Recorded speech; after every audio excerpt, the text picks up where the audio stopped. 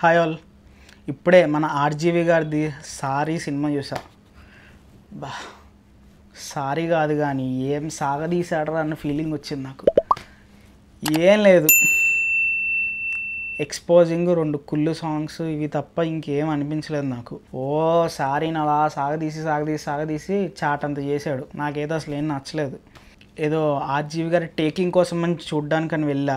Taking వరకు బాగానే ఉంది కానీ ఏం పెద్దగా నాకు ఏం అనిపించలేదు. కమింగ్ టు ద ప్లాట్ ఏంటంటే, ఒకడు ఉంటాడు, వీడు సైకోగాడు అన్నమాట.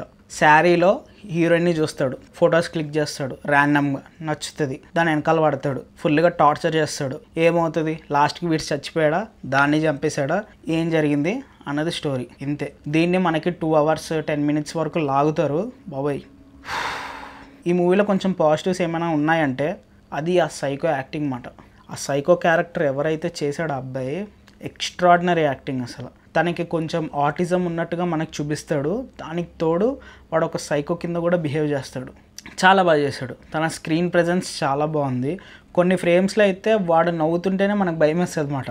అంటే కొంచెం భయం కలిగించే టైప్లో, అరే ఇటు సైకోగాడ్లో ఉన్నాడు ఏంట్రా అని. మనకి వాడు ఏం మాట్లాడకపోయినా మనకు అలా అనిపిస్తుంది కొన్ని ఫ్రేమ్స్లో. హీరోయిన్ అంటారా, హీరోయిన్ కూడా కొంచెం బాగానే చేసింది కానీ ఎక్కువ ఎక్స్పోజింగ్కే వాడేశారు అన్నమాట. ఇంకేం లేవు. సినిమా బాగాలేంది ఏంటంటే, ఫస్ట్ ఆఫ్ ఆల్ ఆ సాంగ్స్ ఎందుకు వస్తాయో తెలియదు. ర్యాండమ్ సాంగ్స్ వస్తాయి, 4-5 పాటలు. లిరిక్స్ అస్సలు బాగోవు. ఇంకొకటి ఏంటంటే, ప్రతి సాంగ్లో ఎక్స్పోజింగే ఉంటుంది అన్నమాట. అంటే అర్థమైంది, వీడు మూవీలో ఏంటంటే వీడికి బాగా లస్ట్ ఎక్కువ, ఆ అమ్మాయిని అలాగే చూస్తాడు. అలాగని మొత్తం అన్ని పాటలు అవేలా చూపించే ఎక్కర్లేదు కదా, మొత్తం అంతా అలాగే తీసుకెళ్ళిపోతారు అన్నమాట. నాకైతే అస్సలు నచ్చలేదు అది. కొంచెం స్టోరీని ప్రోగ్రెసివ్గా తీసుకెళ్ళి కొంచెం మంచి సీన్స్ ఏమైనా పెడితే బాగుండు, అవేముండు. ఇంకొకటి ఏంటంటే, కాన్వర్జేషన్స్ ఉంటాయి అసలు. ఇప్పటిదాకా నేను మూవీస్లో చూసిన బోరింగ్ కాన్వర్జేషన్ ఈ సినిమాలోనే ఉంది. వాళ్ళు మాట్లాడుకుంటారు, అసలు పిచ్చి బోర్ కొట్టేస్తుంది. ఆ డైలాగ్స్ ఏంటో కానీ నాకు ఏమీ నచ్చలేదు అసలు. ఇంకొక 2-3 క్యారెక్టర్స్ ఉంటాయి, వాళ్ళని అసలు ఎందుకు పెట్టారో ఏంటో మనకి ఏమీ తెలీదు, పెట్టారు అంతే. ఇంకొక చిన్న పాజిటివ్ ఏంటంటే, మ్యూజిక్ ఒకటి బాగుంటుంది, బ్యాక్గ్రౌండ్ స్కోర్ ఒకటి. ఆర్జీవి సినిమాస్లో అది కామన్, అదొకటి బాగుంటుంది. ఇంకొకటి కొంచెం బాగా నచ్చింది ఏంటంటే, ఆర్జీవి టేకింగ్ ఉంటుంది అన్నమాట. మనకు ఆర్జీవి గారిది ఒక మార్క్ కనిపిస్తుంది, అదొకటి బాగుంటుంది. కొన్ని ఫ్రేమ్స్ అయితే ఇది చూడగానే ఇది ఆర్జీవి గారు అనిపిస్తుంది కూడా. కొంచెం యూనిక్గా ట్రై చేశారు, నాకైతే చాలా బాగా నచ్చాయి. దాంట్లో అన్నిటికన్నా బాగా నచ్చిన షాట్ ఏంటంటే, డబల్ ఎక్స్పోజర్ షాట్ ఉంటుంది అన్నమాట. ఒకటి హీరో ఇంట్లో ఉన్నప్పుడు హీరోయిన్ని తలుచుకుంటున్నప్పుడు ఏదో ఉంటుంది ఒకటి డబల్ ఎక్స్పోజర్ షాట్, అదైతే చాలా బాగుంటుంది చూడడానికి, నాకు చాలా బాగా అనిపించింది. ఇంకొకటి మిర్రర్లో చూపిస్తారు అన్నమాట. మిర్రర్ ఒకటి క్రాక్ అయితే 2 sides ఒకటి హీరోయిన్ ఎక్స్ప్రెషన్స్, ఇంకొకటి మన హీరోవి చూపిస్తారు. ఆ షాట్ ఒకటి బాగుంది.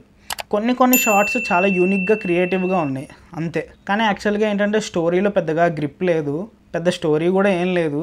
కొంచెం మూవీ ముందుకెళ్ళిందంటే కేవలం ఆ హీరో వల్ల, ఎవడైతే సైకో క్యారెక్టర్ చేశాడో వాడి వల్లే. వాడు యాక్టింగ్ అయితే చాలా బాగా చేశాడు. మిగతాదంతా మనకి చాలా ప్రెడిక్టబుల్గా ఉంటుంది. యాక్చువల్గా ఏంటంటే, ఈ మూవీ స్టార్టింగ్లో మనకు ఒక చిన్న మెసేజ్ కూడా ఇస్తారు. మల్టిపుల్ సోషల్ మీడియా ప్లాట్ఫామ్స్ ఉన్నాయి కదా, ఇలాంటి ప్లాట్ఫామ్స్లో ర్యాండమ్ స్ట్రేంజర్స్, మనకు పెద్దగా ముక్కు మొహం తెలియని వాళ్ళతో మనం ఎక్కువగా పరిచయాలు పెంచుకుంటే వాళ్ళ దగ్గర నుంచి మనకు వచ్చే కాన్సిక్వెన్సెస్ ఎలా ఉంటాయని ఒక ఎక్స్ట్రీమ్కి తీసుకెళ్ళిపోయారు అన్నమాట. దాంట్లో ఒక ఎక్స్ట్రీమ్ కాన్సిక్వెన్సెస్ ఈ సైకోగాడు అన్నమాట. సినిమాలో పాజిటివ్స్ ఏదైనా ఉంటే కొంచెం టేకింగ్, కొన్ని క్రియేటివ్ షార్ట్స్, అంతే. ఇదండి గైస్ రివ్యూ. నెక్స్ట్ వీడియోలో మళ్ళీ కలుద్దాం. అంతవరకు బాయ్.